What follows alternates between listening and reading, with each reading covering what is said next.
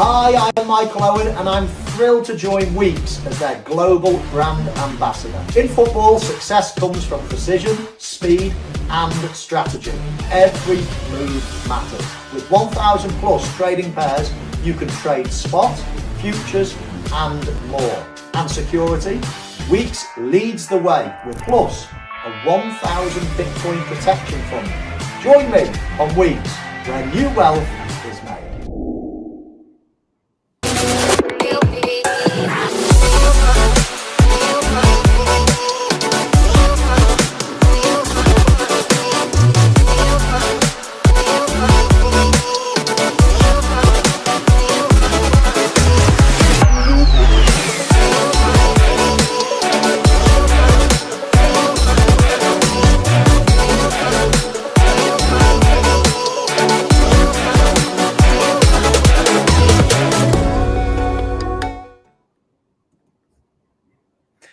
Alrighty, this is Adrian Zdunchik, CMT Charter Market Technician, Crypto Burp, and I'm here joined today by the very man himself, by the godfather of seasonal studies, by Jeffrey Hirsch, by privately my very good friend, by professionally a person who I'm truly admired for many, many years, a person who's been professional for as long as it gets, for a person who himself and his father kind of like set the foundation for the entire work and the framework of seasonal analysis of anything market related, which is well, quite a personality that I'm honored to be speaking with today, man. And I'm gonna try to keep it as serious as possible. But with Jeff, every single discussion I have, it's very difficult because all the friendship kind of like try to go over but I admire him both as a friend and as a professional, and we have a whole session, we have a whole deck that Jeff has prepared. But first and foremost, how are you feeling, man? How is it going? I'm good, man. How are you? Great to be with you. This is cool. Oh man, this is cool as it gets, right? Simply because we haven't spoken in a while, and things have changed to so many different reasons, for so many different reasons. And I know you have a whole deck presentation. We're going to launch it in a second, but from my perspective, and I have so many questions to you, right? Simply because we haven't spoken in a while, I have so many questions that just accumulated for everybody who's watching that and not really knowing. Jeff and I were in touch also off the record. We have like WhatsApp and stuff that he's running an incredible Twitter profile that I fully encourage you guys to go out and check at Almanac Trader. I'm gonna show it to you, for what is what, because there are very few people really worth following on the planet Earth, and he's one of them. That's out of question, right? However, on a private side, I've seen so many of the things that just didn't click. There's so many people who would say that seasonality is completely off. On one hand, on the other hand, it was timely enough to get me out most of the market, exactly what I wanted. So on one hand, it was flipped upside down. On the other hand, it worked as it should have, right? With a couple of minor tweaks and then changes. So how did it feel to you, man? I mean, how has been 2025 to you? Well, I mean, as a post-election year, it's which has been the strongest of the 4-year cycle since '85. It's delivering. I mean, we're still up about 12% on the S&P, even though there's been some carnage, pullback, whatever, more in the crypto area the last several weeks. But when you have an event like we had back in April with the Trump tariff tumble, that kind of resets things. I mean, seasonality works, but not 100% of the time. And when it doesn't, it's an indication that there are other forces that play. I mean, I got a slide on that, but there's some old quotes, and it works on both directions. So we had a string of bullish months, 5, 6 in a row, right through the worst 6-month period, and that's pretty bullish. And then, there was the tariff event with China. It kind of had the a little bit of that forced liquidation in the crypto market. But to me, the Fed meeting on the 29th kind of aligns with a lot of the real decline that we had, the real pullback. But seasonality doesn't work. It's a sign that other stuff's going on. So we had, bearish seasonality didn't happen during the sell in May period, May through October.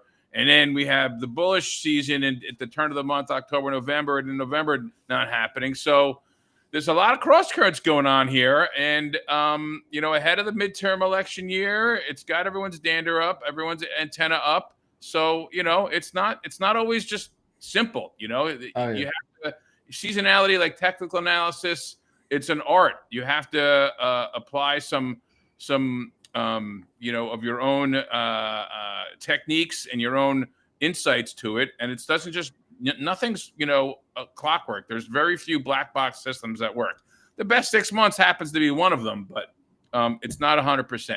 I don't work 100% of the time. I'm sure you take some time off once in a while. I've seen you going around and doing a few things, maybe a hike or a bike ride, but sometimes things don't work.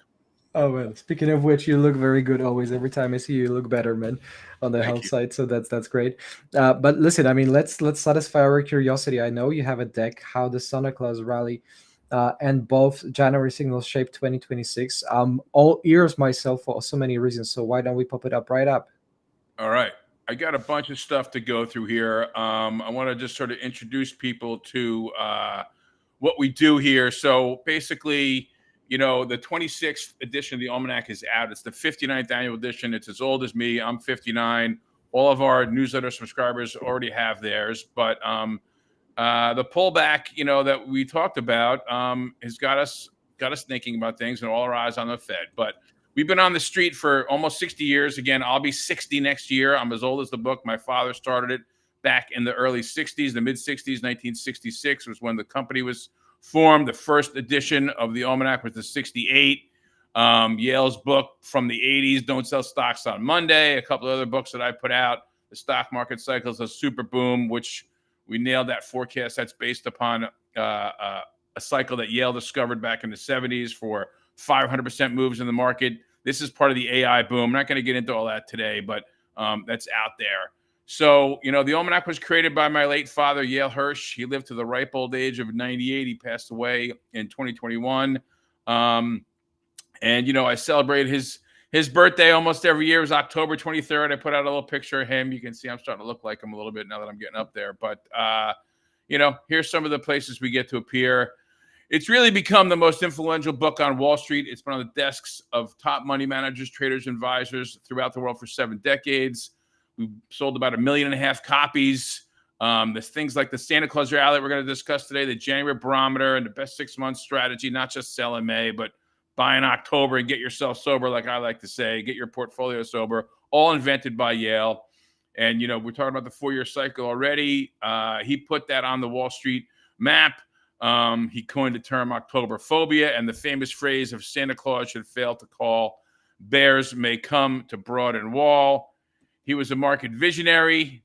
Just a little shot of the guy, I guess you can see with some of the resemblance here. There is a lot of resemblance, man. Yeah, more and more. Now that I dropped a couple of pounds. You look very alike. That's a good.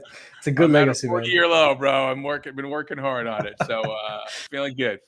But the things that he taught us, this is sort of my twist on the old Santayana quote, the famous George Santayana quote, that those who fail to remember the past are condemned to repeat it. I like to think that those who understand market history are bound to profit from it. I think you've proven that yourself, Adrian. And then, you set us up with asking me about the seasonal stuff not working all the time. And what we've discovered is that, when seasonality doesn't work, it's really an indicator. There's an old analyst, Edson Gould. I don't know if anyone's heard of him. he was around, he passed away in the 80s, but his line was that if the market doesn't rally as it should during bullish seasonal periods, it's a sign other forces are stronger, and that when that seasonal period ends, those forces will really have their say.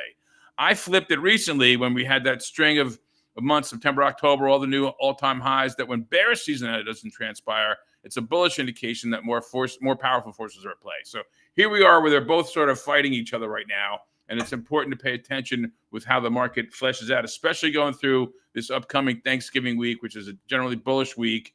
And I have a little table about the market performance as of the Tuesday before Thanksgiving. But our process is basically we're using seasonals, fundamentals, technicals, monetary policy, and sentiment to construct portfolios. Over the past 60 years, we've been researching and testing pretty much every market trend imaginable. We publish those findings annually in the almanac, updated monthly and weekly in our newsletter, and it's called Almanac Investor. And we use that information to construct portfolios with stock picks, sector ETF trades, using commodities and stock sector seasonality. I'll look at current trends in the economy, monetary and geopolitics, and internals and sentiment, technicals, fundamentals. So that's what we do. And if you want to get a copy of the Stock Traders Almanac, it comes free with the subscription. Here's a little QR code, special, the Burb Nest trading promo code there if you want to jump on that. And it gets you all set up so you can follow the indicators that we're calling. I appreciate it. And on that note, I couldn't not recommend it enough, everybody. I mean, I've owned each and every single copy over the last years, and it's to say I'm a fan is an understatement. I mean, it's a literal, like a cheat sheet for every single day of the market, and I couldn't recommend it enough. And one of the things that it's kind of in this digital world. I mean, this is a hard copy book, but it's small enough that you can take it with you, and it's a place where you can write things down. I mean, I find being able to take notes and flip through something along with, I have my iPhone and my almanac with me at all times. It's a little bit of switch over. It gets you off the screen and just sort of something tactile as 100%. well. So our forecast, which I'll be putting out in a month for 2026, there's one in the actual almanac. We do that around mid-year when we put the almanac, send it off to the press. But this is the updated version that came out about 11 months ago, December 19, 2024.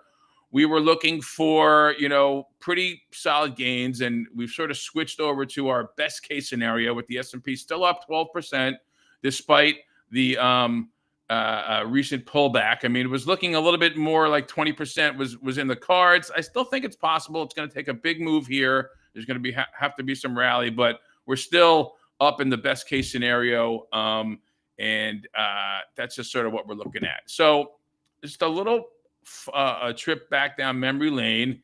Here's a shot of the 1969 Stock Traders Almanac. And to me, it's interesting. It kind of never gets old. I know we had some big upside in October, but we did get the market sort of turned there after the Fed meeting on the 29th.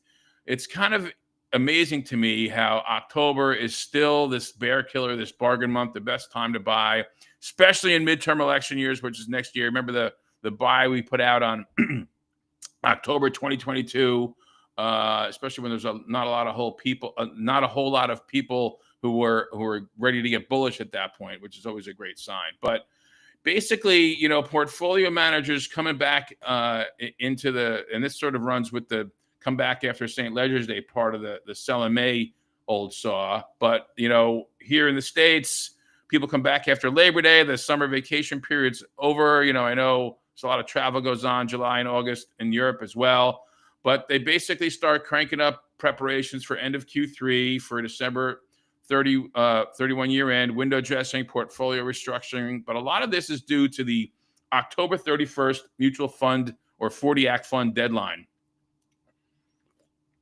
where managers have to reconcile the accounting for year end, December 31st, distributions and shareholder accounts. They have to reconcile the previous 10 months.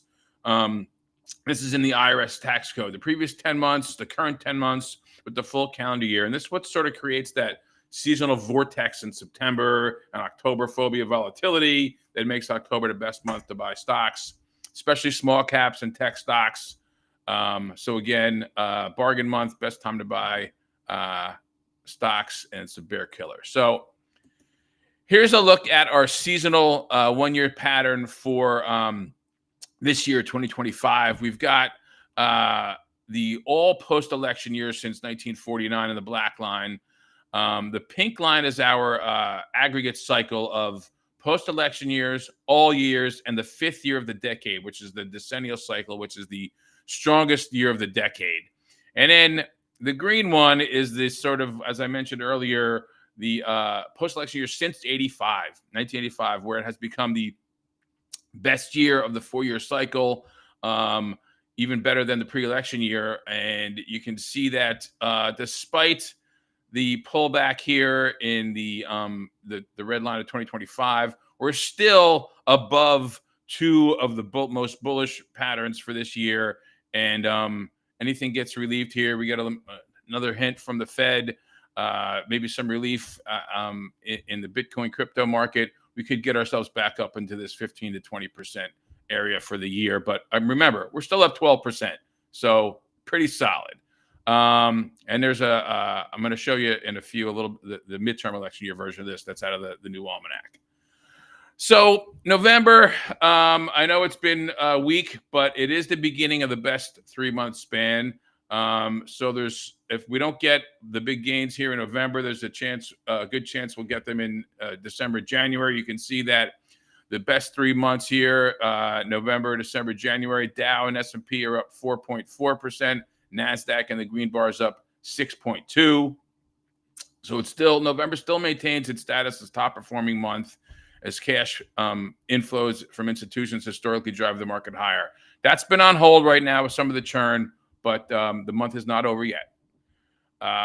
So the best 6 months, this is sort of the granddaddy of all of our the seasonal patterns. Again, something that's been working for many, many years.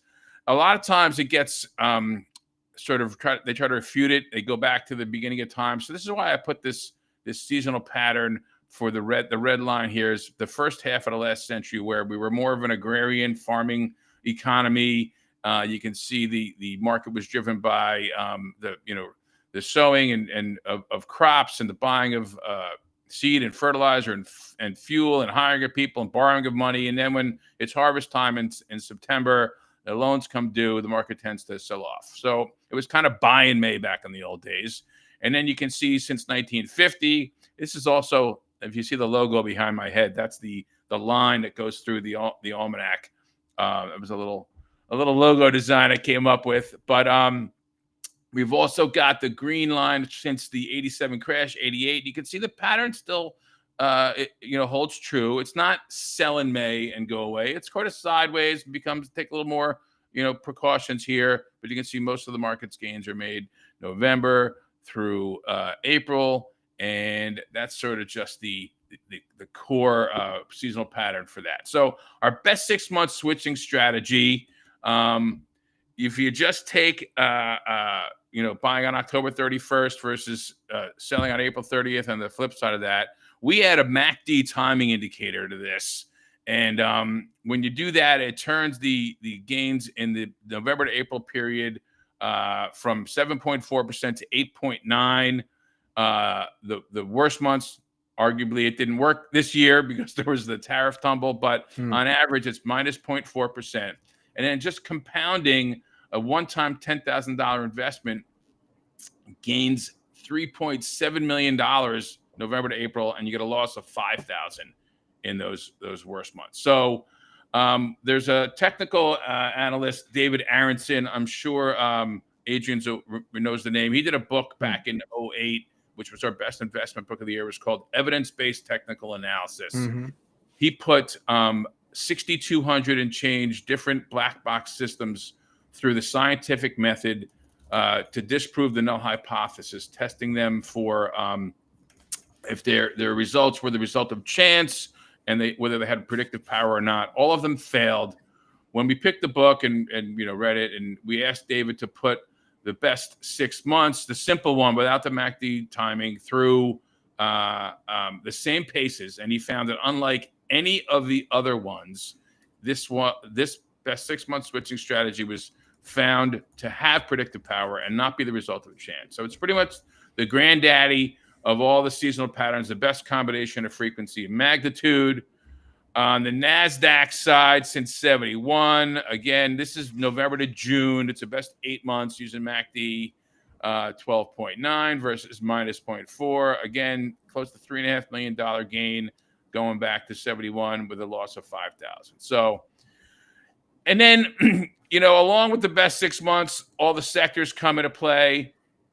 Just a little screenshot from our page in the almanac for the sector seasonality table. You can see all these different sectors come into play in October. I know transports are looking pretty attractive right now as they're kind of down, trying to find support there. But this is what we build our ETF portfolio from. We also put out some undervalued, under the radar stock picks using our fundamental screens and technicals. And that's one of the services we provide in the Almanac Investor newsletter.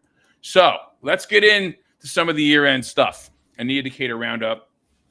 There's the small cap effect. We used to be called the January effect, not to be confused with the January barometer. Most of that takes place on the last half of December right now. We've also got our only free lunch on Wall Street. This is something Yale discovered back in the old days, where stocks making new 52-week lows around late December outperform the indexes or the composites through like January, February. So what we do is on the triple witching day, which is just before Christmas, and it's that Friday when options, index options and monthly options and index futures expire. We take the list of stocks making new 52-week lows on the New York, the NASDAQ, and we glean through them and sift through anything that's really thin or kind of, just looks fly by night, and it hasn't been out for a year. No new issues, no major splits or weird dividends, just straight up stocks that have been trading for more than a year. And we put that list out. It tends to bounce, especially after we have a correction. So this year is probably a good setup, and this goes out to subscribers over the weekend.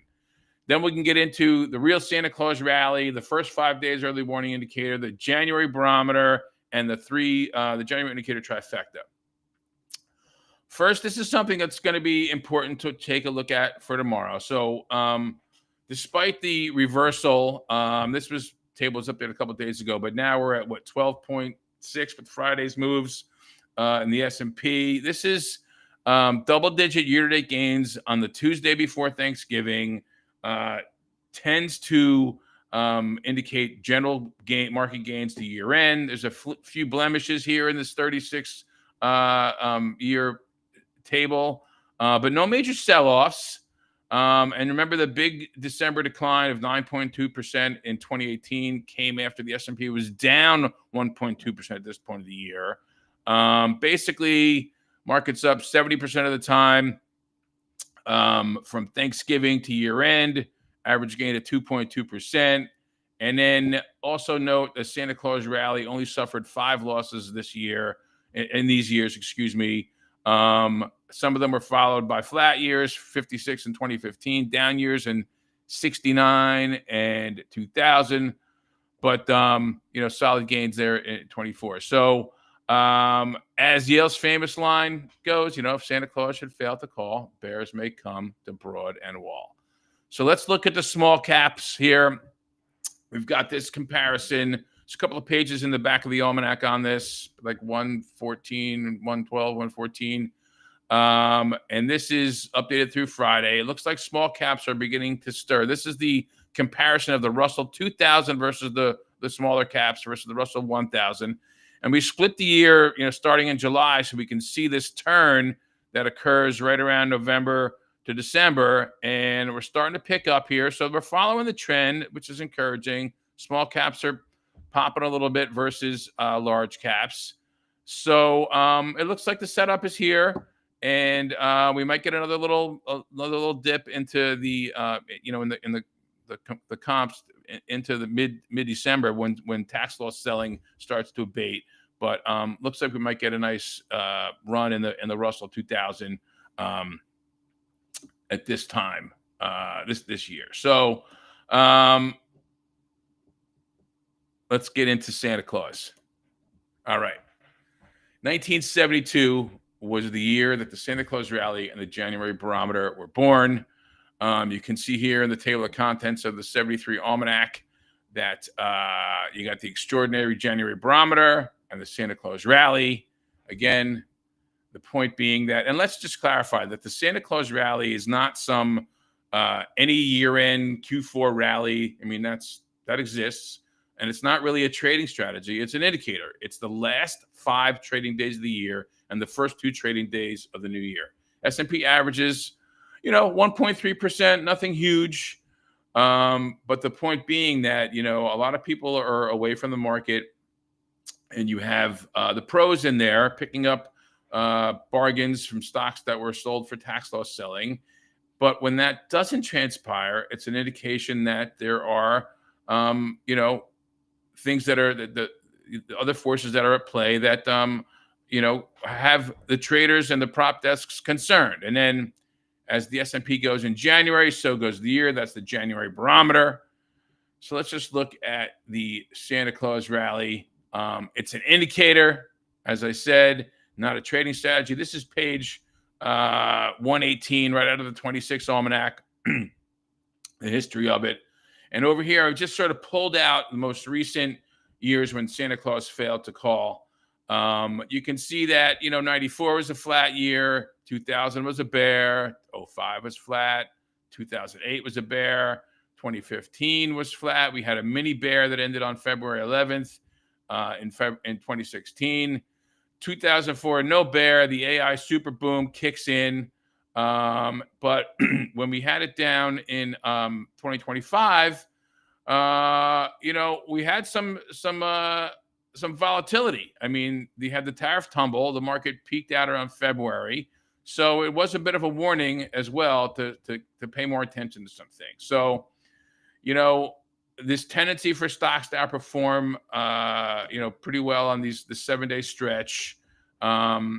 It's pushed by holiday optimism, lighter trading volumes, institutional window dressing, retail investors putting holiday bonuses to work, and the anticipation of a favorable new year. But when the market doesn't rally during this period, it often foreshadows weaker performance or increased volatility in the new year, kind of like we had in 2025.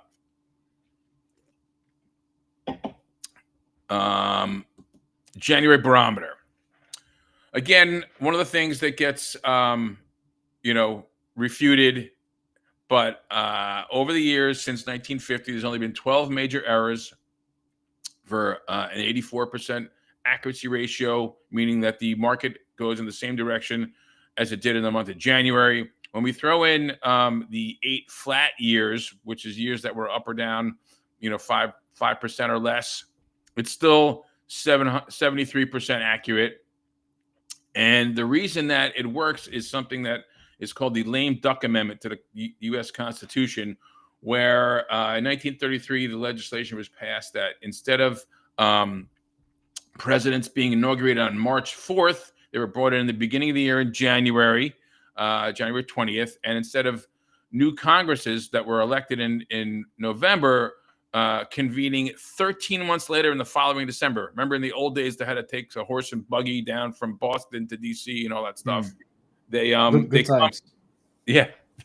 come in January and they get started. So a lot of the fiscal and economic and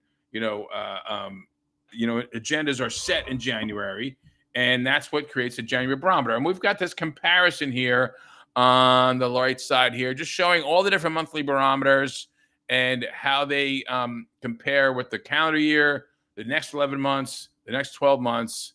There's a couple other months that are correlated, but it's not going to do you much good if you don't find out at the beginning of the year what to happen. So this is one of the keys to our forecasting and market outlooks. And we put out our analysis and our forecast initially in the almanac that's already in there, the 26 almanac that's out there, and then again in December, just before Christmas, our assessment of where we are at the time. But once we get into January, we have the January indicators, the Santa Claus rally, the first 5 days, which is an old first 5 trading days of January is an old indicator from the 40s that people have been looking at, and the full month January barometer. So we stood on Yale's shoulders. It was about 10, 15 years ago. We built this January indicator trifecta, taking his Santa Claus rally, the January barometer, and the first 5 days, and putting them all together. So when all three are up for the S&P 500, the market is up 90.6% of the time. That's 29 out of 32 years for an average gain of 17.7%. So absolute hit. Like this is really, really big discovery. It's huge.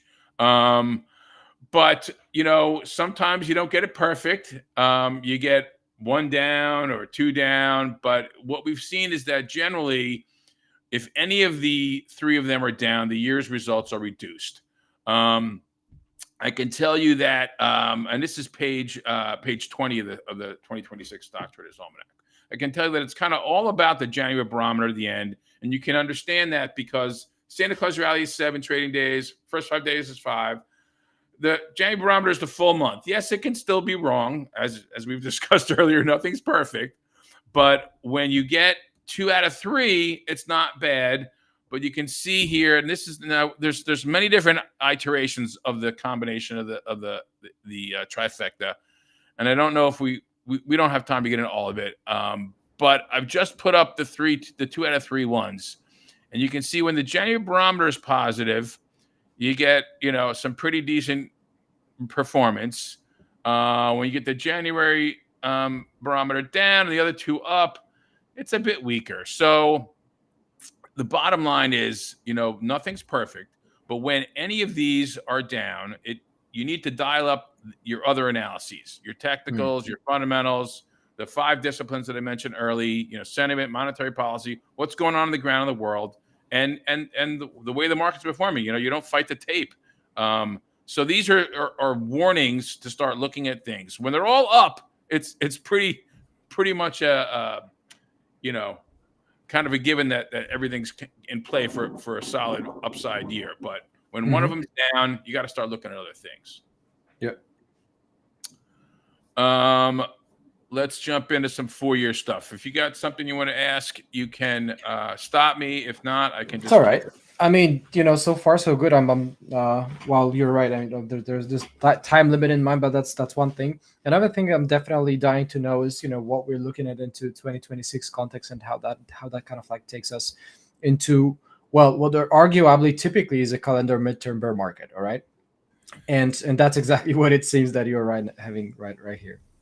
So the 4-year cycle has shifted over the years with technology, and as we've seen with a lot of seasonal patterns, things move and adjust.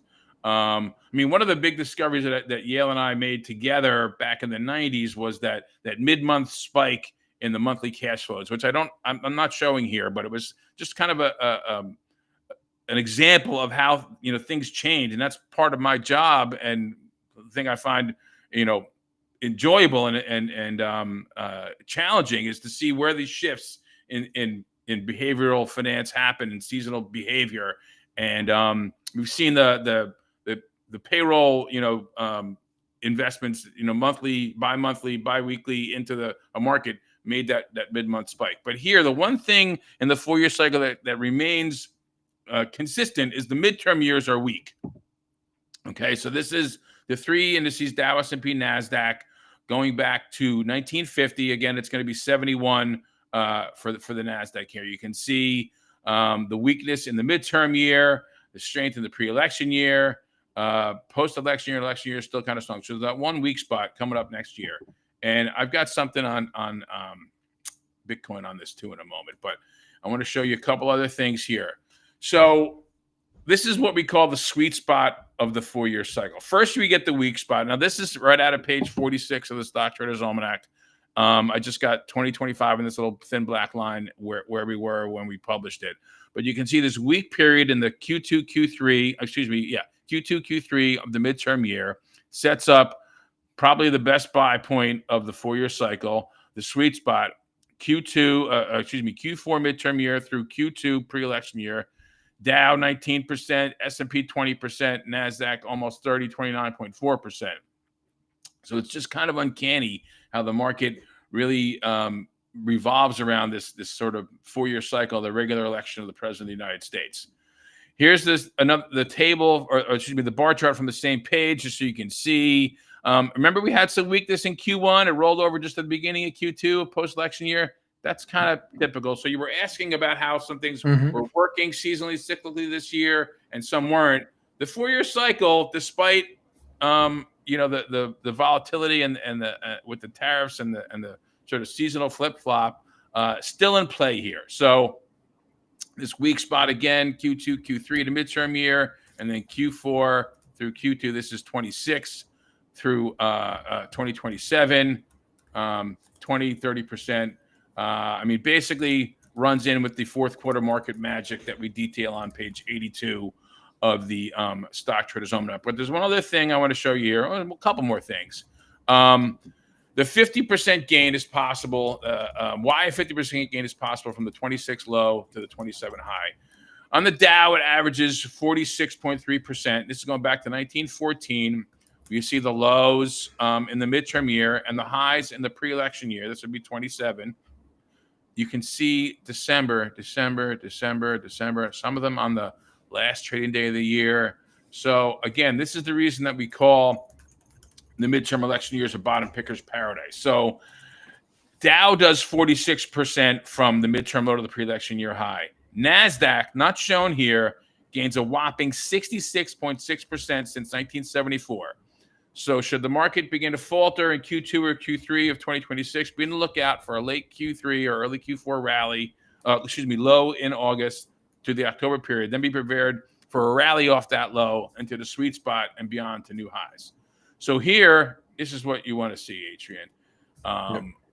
Here's the bottom picker's paradise. This is the chart out of page 10, or excuse me, page 11 of the 26 Almanac, go along with my outlook. My anticipation is that midterm election year 26 promises to be fraught with crisis, bear market action, and economic weakness. 10 of the last 16 bear markets bottomed in the midterm year. 2022 is the case in point. So after reaching some negative territory here in Q2 and Q3, I think stocks can rally in Q4 at the outside of that sweet spot of the 4-year cycle and push the market into the black again with a net gain of maybe 4 to 8%. Okay. Not huge, kind of back into the, normal annual gain over the years. I mean, I think the Dow has done about 8.5% in recent years, and S&P is like 9%, but this is a little bit below there. So this is what we'll be tracking. Kind of like I showed you for the post-election year. I'll be adding 26 to this, and we'll see which patterns, which lines it starts to track. Again, the aggregate cycle this time is post-election years, all years, and the 6th year of decades. We've got the 6th year of a presidency, second Republican midterm election years, Republican midterm years, and all midterm years. So all of them kind of lower on the performance side than some of the other years. All right, I want to show you a little bit on Bitcoin. Now, Adrian, we did a great study about 2 years ago on the seasonality of Bitcoin, and this was one of the charts we had in there. I've stripped out some of the other lines and brought it up to date a little bit. This is, I think I have this as of whatever the Bitcoin close was, or price was, around 6 o'clock my time yesterday when I was updating the deck. So I've got all years on the left scale. This is the black line. This goes back to 2011, the first full year of Bitcoin data that started back in July of 2010. I think it's the same data we all have. The green line and the orange line are on the right scale. The green line is since 2018, and that's the first year after the CME futures began to trade. And this is where we put out our seasonality Bitcoin study back in September 26th of 23, right around that seasonal low. The all-year seasonal low is mid-October, really lines up with stocks. I mean, Bitcoin here really tracks equities. Just one of the things you pointed out when we were doing the work was you said it was maybe 2, 3, 4x the NASDAQ, but it's kind of tracking the markets with a greater amplitude in both directions. When we see fear, people kind of run to gold. When we see euphoria, people go to crypto. Yeah. But what we're seeing here is this is that that forced selling, forced deleveraging after the October 10th, China US tariff issue. And then it really falls off after the Fed threatened to pull the punch ball away. But perhaps we can, we sort of hit this low, kind of this trend here. Maybe it's a little bit later, and perhaps we can get ourselves a Q4 rally. So I want to show you this line in the sand. I mean, what's your take on this deleveraging? Was it the automatic deleveraging event that was triggered on the 10th? Is that something for real? Well, for real, to an extent that it wiped out and decimated the retail side of the market, right? So it was definitely real to a lot of people. I didn't take a hit simply because I cashed out mostly, July through September, October. So that's, the seasonality of my in play, which is what's absolute strength. Bitcoin Right. was just there nudging the all-time high. Right here. But exactly this. But anything else than this, it's been an absolute carnage, to the retail side. And Bitcoin, if you think about it, right, there's a big discrepancy between S&P and Bitcoin as of lately, simply because S&P is up, 10% on the year, despite this crash, that fissure that happened, in April. And Bitcoin had the overall theme this year that if S&P goes up, Bitcoin goes down. If S&P goes down, Bitcoin goes down even more.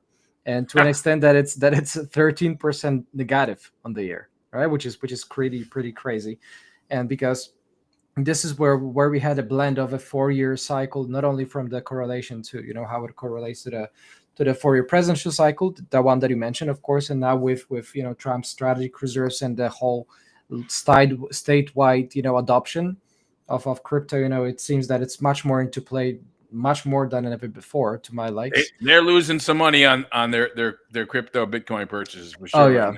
Oh yeah. And so, funnily enough, one of the questions that I have, also keeping in mind the time constraints, in a couple of minutes we're going to need to wrap that. But one of the main things I heard this year is simply that the 4-year cycle is dead for Bitcoin. This is what the most repeated. The 4-year election cycle or the 4-year halving cycle? No. I mean, well, in reality, people, the lie repeated 10,000 times becomes true, which is why they keep quoting this.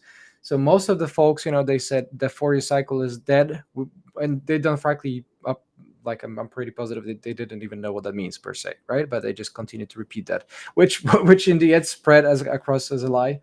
However, me standing up as opposed to this, based on the facts, based on the 4-year halving cycle, which is designed in the Bitcoin protocol, and then the presidential cycle, if anything, I say that with the adoption of the institutions, I'd say, if anything, they strengthen the relationship rather than weaken this. All right. But did you notice anything about it yourself, like when you looked and refreshed the Bitcoin charts? With the 4-year cycle, the president cycle? Well, so that's the point, right? To me, when I say 4-year cycle, I mean both of them at the same time. Yeah. Because to me, both of them. I think there's something going on here with Bitcoin that may be outside the cycle. But what I'm showing here on this chart, which I think is kind of interesting. I mean, crypto's clearly become a bit of a leading indicator. It's kind of a sentiment indicator. Oh, yeah. But and we talked about this killed retail, the October 10th, deleveraging thing. But if we look at this chart here, simple. This is the Nasdaq, the S&P, and Bitcoin. And the day that Jerome Powell said that, maybe we're not going to have a cut, they never promised that they were going to cut, but they kind of led people to believe that they were. And you can see the market, the Bitcoin, Dow, S&P. This is the dotted line, represents the October 29th. I mean, we were selling off here already from the deleveraging thing, but we were rallying from there. And it wasn't until Powell opened his mouth. Everything went down a lot more steeply, especially the Bitcoin. So I think it's all about the Fed. And I think the Fed's got to come clean and do what's right, which at this point means they're going to probably have to ease a little bit, as Governor Williams was talking about the other day. I want to show you something I put together on the 4-year cycle for Bitcoin. Now, as you know, there's not a whole lot of data to make the cycle look great. So this was the way I felt it was easiest to express. Now we don't have any data for 09. We got a half a year for 2010, and 25 is not in the averages. But all three midterm years have been down about 50%. Oh yeah. Okay, this is up one, but the first year it started in July in 2010. So I think this is kind of like the chart I showed you on the 4-year cycle for the Dow, S&P, and Nasdaq. It's kind of just sort of jumps out at me that I mean, maybe we've had some of this negative impact in 2025, may have been pulled forward. We got to see what happens at the last couple of months. So maybe some of this negativity, that maybe the 4-year cycle is dead for Bitcoin, but I don't think this bodes very well next year for crypto. And we may just have started a little bit early. Maybe it ends up bottoming, like Q2, Q3, along with the market, and we get the sweet spot again. So we're going to have to keep an eye on this. I'm just going to run through a couple of things about the service. If people got enough time, Please do. So, basically in our newsletter, Almanac Investor, I tell you what to buy, when to buy, and at what price, not just, and what to sell. I don't just give you a stock. We give you buy limits, stop losses, and we adjust them. You get all my buy signals. We have a monthly webinar where I answer tons of questions for about a half hour, an hour after we run through our deck. Stocks, sector ETF trades, market at a glance, pulse of the market. So it's really for fund managers, advisors, individual investors, traders. We've been around for a long time, and we send them to your inbox every week. And I think just understanding market history, here's a couple of highlights, can produce some gains like these in the ETF sectors and some of our stock picks. And here's our stock pick, portfolio performance going back to 2001 when we started it, up 771 versus 384 and 350 for the Russell 2000. So without going too deep into it, if you want to get some other investing and trading ideas, come join us. Use the code, go to stocktradersalmanac.com. We'll send you the free copy of the Stock Traders Almanac. And that's kind of where I'm at. If you want to follow up with a couple other questions, or if you want to get on to the next thing, you tell me what you want to do. Oh man! First of all, I want to give you a massive shout out. That's what I certainly want to do, Jeff, because that's what you 100% deserve. Incredible study as always. Is there any way that we're gonna be able to see somewhere the presentation later that you showed so well? You mean you want the slides? Yeah. Is there gonna be flying? Are you gonna post it on Twitter, or should we just can we share it with the community somehow? Yeah, I will send it to you. Oh, perfect. So everybody who's reply to the email of our, setup communication, and I'll put the deck in there for you. Oh man. So everybody, you've been here to witness that Jeff is treating you with an early Christmas gift, right? As we are in the Dame of Santa Claus rally anytime soon, which is funny because time flies very fast. And speaking of which, this whole session, it felt to me like it was just 5 minutes, but we ended up talking, almost for a good 50 minutes or so. With all that in mind, and kindly recommend that you follow Jeffrey Hirsch on Twitter at Almanac Trader, because that's definitely a follow that you don't want to miss. And with what Jeff mentioned, I fully endorse what Jeff proposed about his subscription service, about the newsletters I have and receive and reach out with every single one of them that I have in my mailbox. Incredible sessions, incredible commentary from the market. By that I mean incredible access to the blog, to the I end it with an anecdote. All right. Every single presentation, man, every single keynote that I go and perform on stage anywhere, right, I bring up your charts, I bring up your quotes, I bring up your stuff to an extent, and hear me out, to an extent that 2023, like a pre-election year, everything, right? My wife and my sister were quoting your words to an extent that they said they could run the presentation without me on stage, simply because I repeated that so often. Hey man, I really appreciate you. I'm thankful for you and our friendship, and I love I'm seeing a bunch of the comments in the chat. I appreciate everyone's kind words, and I wish you the best. Peace, love, safety, health, prosperity in this new year and through the holiday season. Oh man, so much love goes. All of it goes back to you, and you and I. We definitely gonna attach the base as soon as we finish the streams, the shows for today. Okay. Super. All right, buddy. Man, appreciate it. Thank you so much, everybody. I've been your host, Adrian Zdunchik, CMT. But don't run away just yet. We have an incredible session coming up on the On-Chase site, and full spotlight for credit, full credit as well goes to our incredible partners and sponsors for this session, for this. For this edition of Trading Congress. This is 7th Trading Congress, as it's been. Huge shout out to EdgeX and to Weeks, who have been our partners and sponsored for this session. Jeffrey Hirsch, everybody, has been our incredible guest. I've been your host, Adrian Zdunchik, CMT. God bless you. See you around, and roll on to the next one. Stay tuned. God bless.